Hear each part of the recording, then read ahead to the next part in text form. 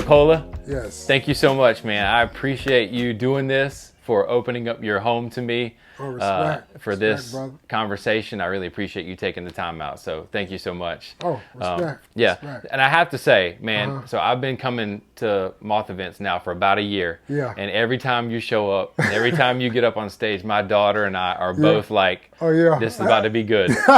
So we have really, really enjoyed you and hearing your stories, man. Oh, thank you. I try and make it count. I tell people that all the time. I come because I'm juggling between poetry and writing novels and storytelling, so I have to make it count. When I come out, I got to make it count when I get on stage. Well, and I appreciate too. I love how you always the outfit that you wear every time, man. That's your signature. I know people say that, but they don't even realize that's my work outfit. Oh, really? That's awesome, man.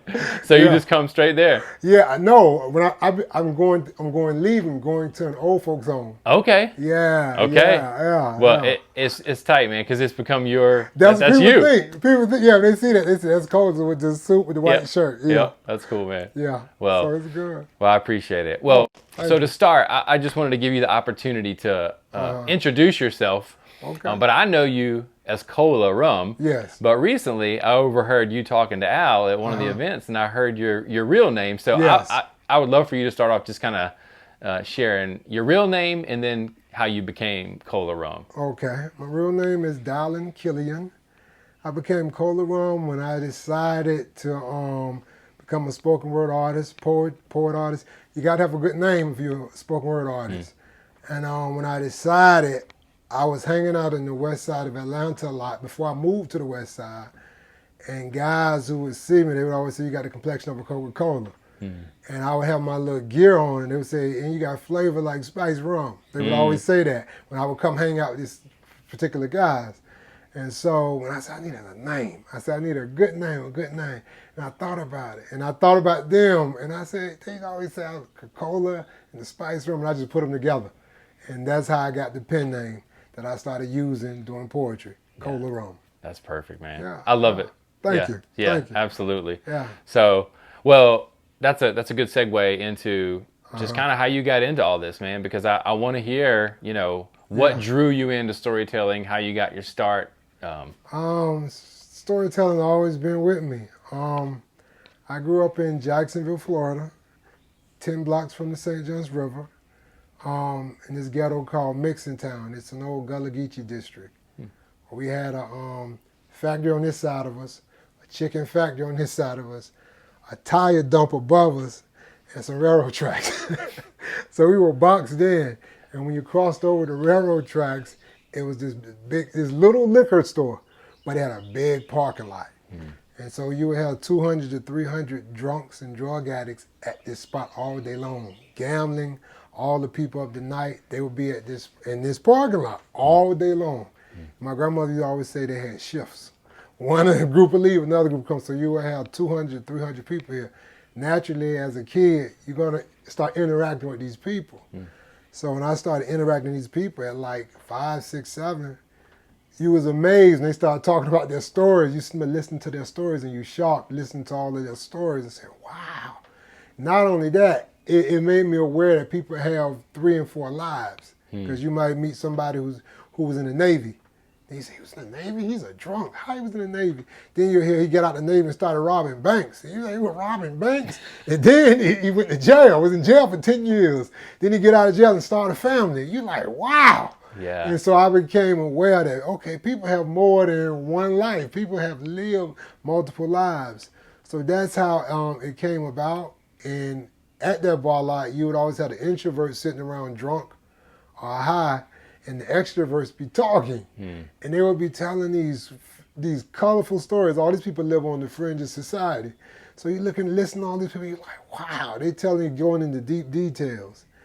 And also, you will have 2 types of people talking there with extroverts, right? You will have one expert telling you about their life, but you will have a liar too.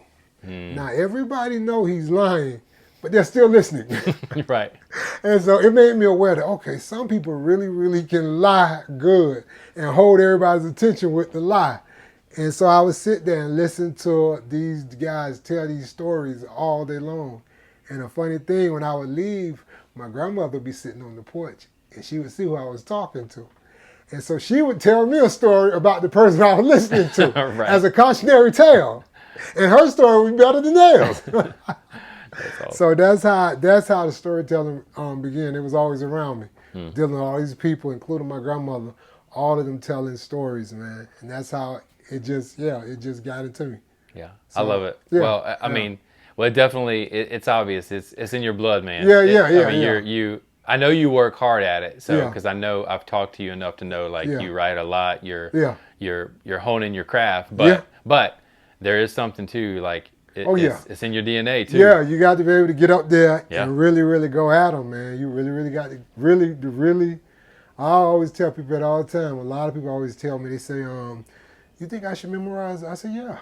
I said, you're getting on the stage. Yeah. That's what I tell them. I said, you're getting on the stage. Yeah. I said, give the people something to really, really appreciate. I said, yeah. I said, if you polish it up, the people will be more grateful when you polishing it up. Yeah, you get up there and you really, really go at it. The people, they really, really appreciate it. Yeah. You know? So, Absolutely. Yeah.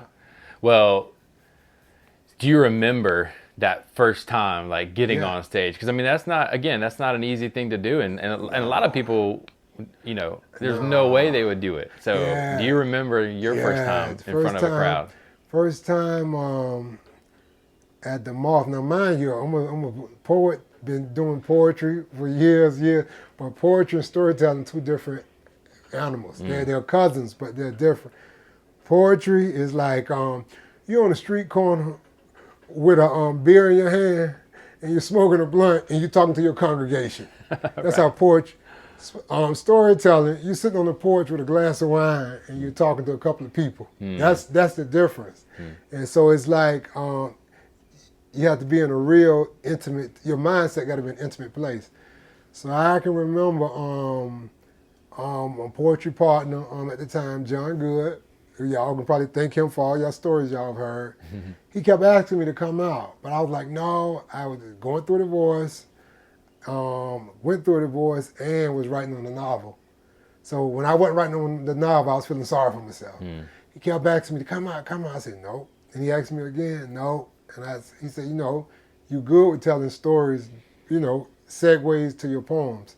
So I said, after a while, I said, okay. I said, what's the subject? And I think the subject was like temptation. And so I thought about it for a minute, and I said, okay. And I remember when I wrote, I was working at the convention center downtown, sitting in a booth where it was a football game going on. And I sat there and I wrote about the first time I bought my first gun. I bought my first gun because I wanted to defend my sister's honor. Her baby's daddy made her cry. And so, I'm going to show him. So I bought this gun. My grandmother said, leave it alone. You know, that's not your relationship, leave it. I didn't want to hear it. So I got the gun. I couldn't even get over to the person's house. This was in the 80s. It was violent. You didn't walk the street at night by yourself. So this was the 80s. And so I couldn't even get over to his house. That was God looking out for me, my dumb ass. Yeah, that was God looking out for me. And like the next day, she was back with the guy. And it shocked me. I was like, what? And I said, my grandma was right. So it taught me a valuable lesson about staying out of people's relationships. And I got on the stage at the Moth, and I told that story at the Moth. Yeah. And when I got off stage, a lot of the people, especially the women was coming up to me saying, I like that story. Yeah, you bought your first gun. You wanted to defend your sister. I was like, yeah, I was trying to defend my sister's honor. So that was the first story I told, man. Yep, it was a story about trying to defend my sister's honor and my grandmama telling me to leave it alone. I was mad at my grandmother for telling me to leave it alone. But when my sister got back with the guy, I realized what my grandmother was saying. And I was thinking to myself, what if I would have shot him? I'd have been in jail, or what would have happened? I said, that's why they say stay out of people's relationship. You don't know the dynamics. Leave it alone. But I told that story. That was my first story. I told it to Moth. That's awesome. Yeah.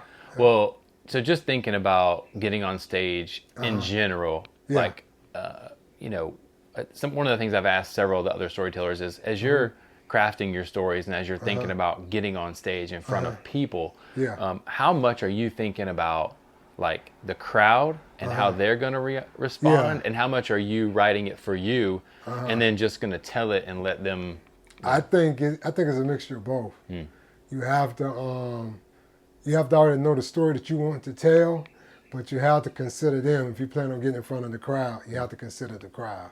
So I always sit back and think of the story I'm going to tell, but then I think, okay, I'm going to be telling in front of this crowd. How can I tell it and relay it to them where they will receive it?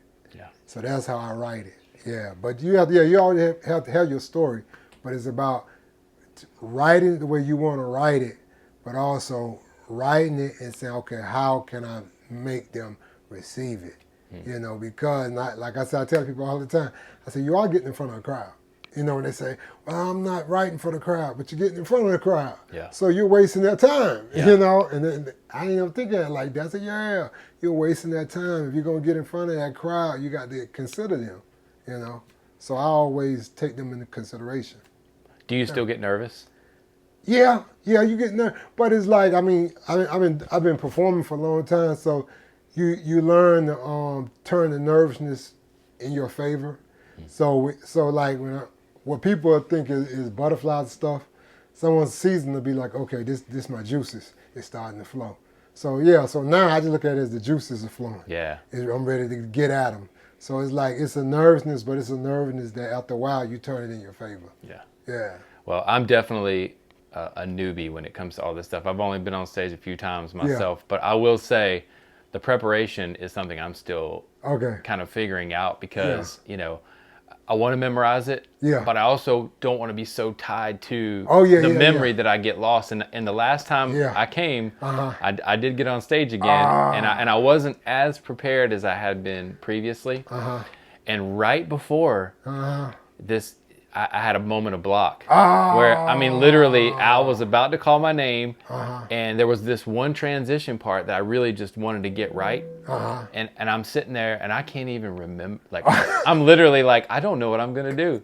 And like you said, the juices were flowing. I was really, like, I could feel the butterflies. And I said, you know what? Take a deep breath.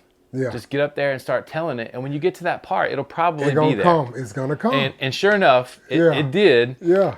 It wasn't how I had exactly hoped, but you know, it was okay. And that's one of the things that I've been hearing from, you know, other storytellers is as they're encouraging other people, you know, with what they, you know, if they want to get on stage, just saying, hey, you just got to do it, because the crowd there is so supportive. They support. They're real supportive. And Al and Gina, everybody involved is so encouraging. Even if you get up there and bomb, they still people are still going to encourage you. So. They still going to be supportive.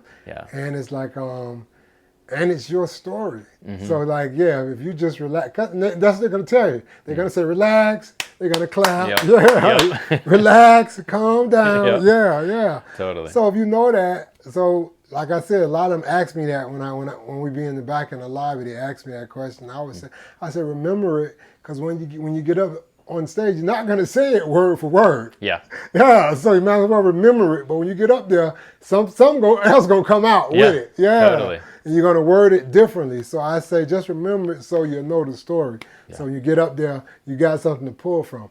But you're gonna say some other stuff. Because I've never said no story I've told has never been perfect. So it's just remember it, then get on stage and just let it flow. Absolutely.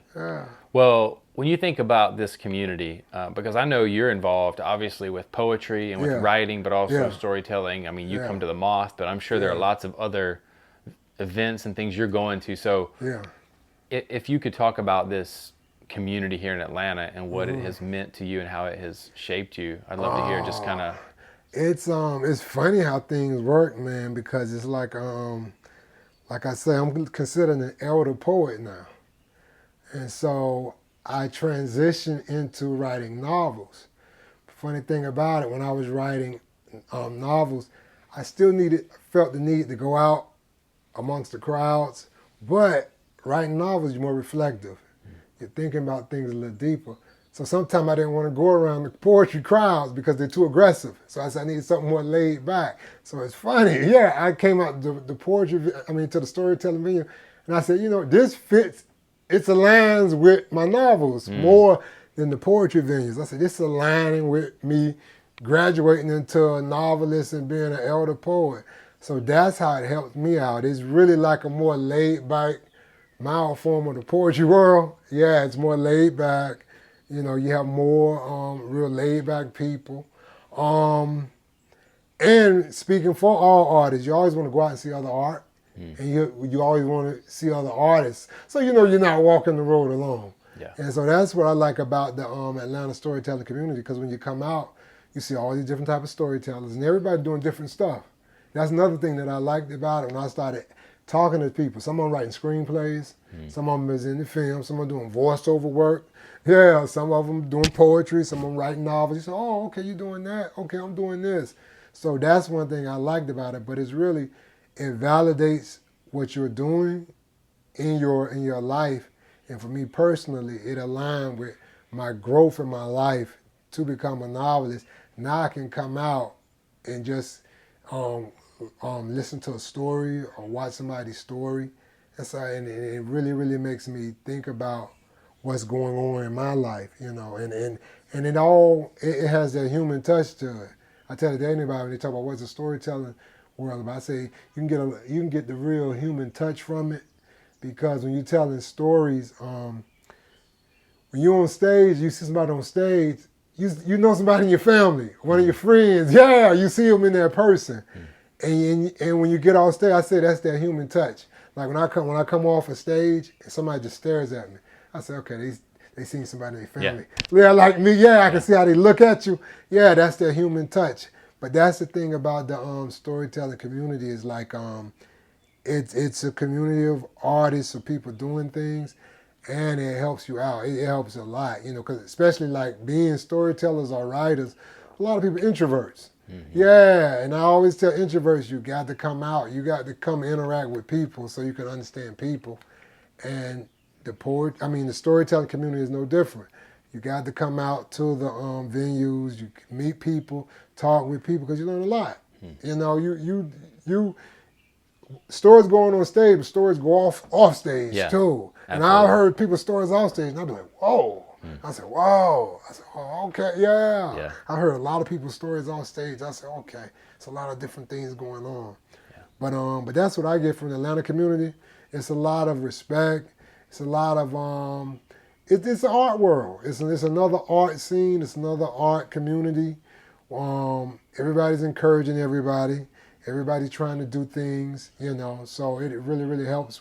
If you are trying to do something, you can come out amongst people. Sometimes, like we were just talking about having a block.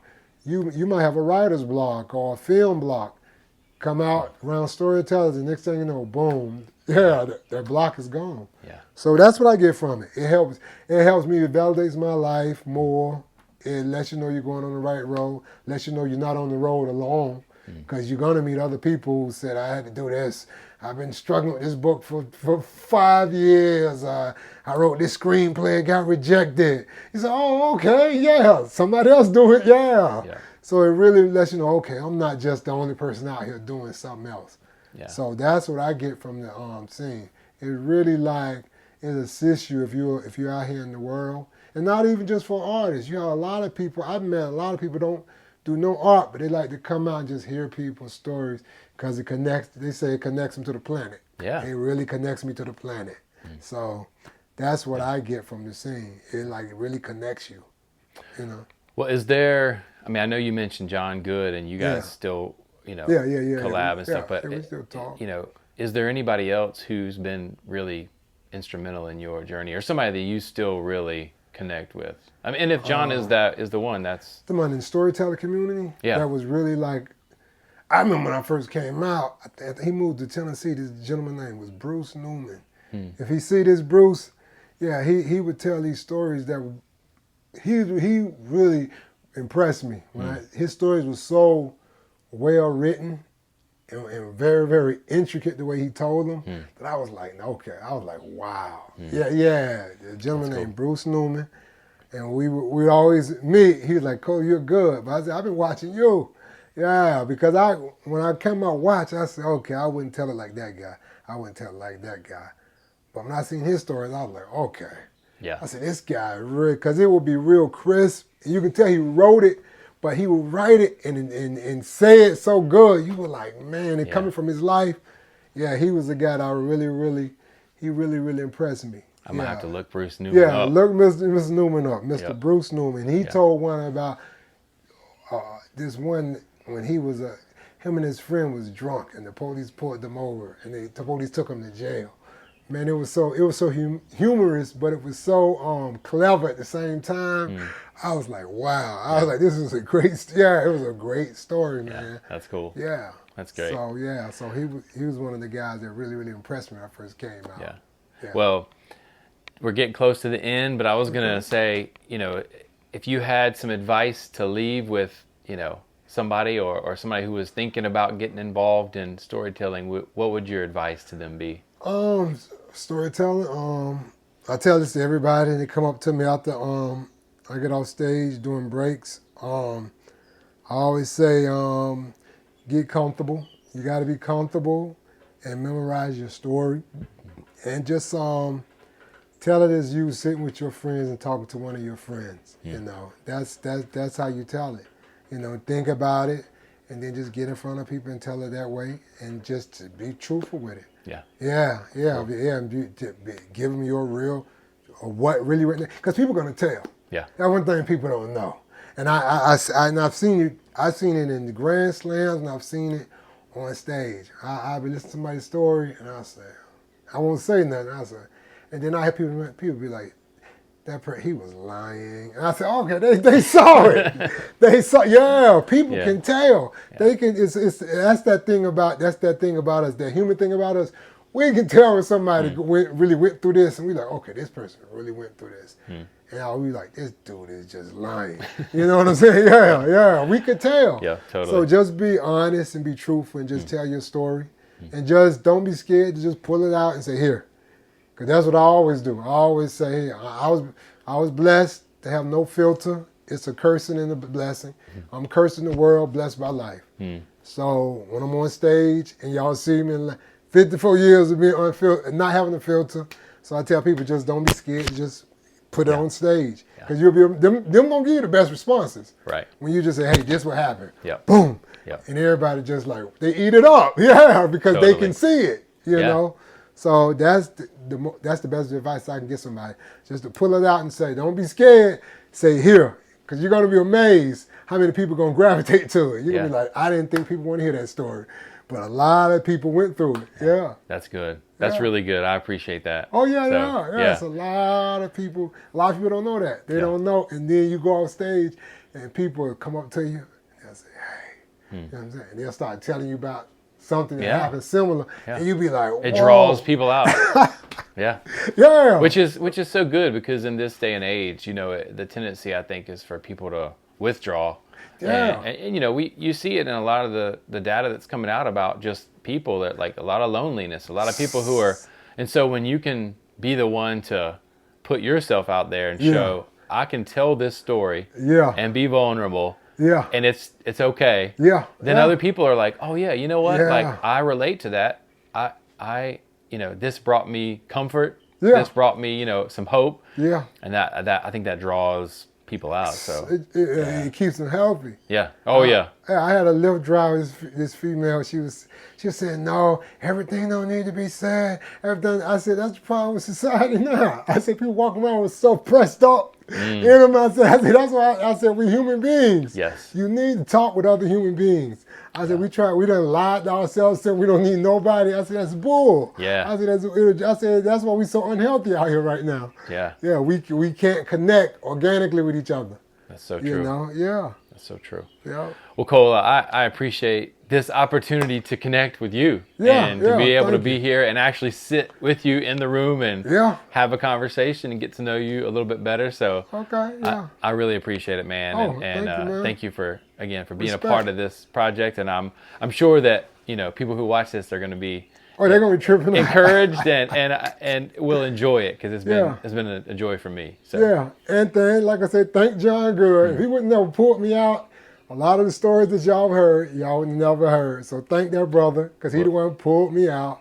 And so over the years, since 2018, Yeah, people been hearing me tell stories. Yeah, I would have never told stories, man. I will be sure that when we post this Yeah. story, I'm gonna tag John, Oh. and I'm gonna say, "All right, John, this is your fault." So, all right, man. Well, I Yeah. appreciate it. All right, respect. Thanks so brother. much, Cola. Respect. All right, take care. Yeah.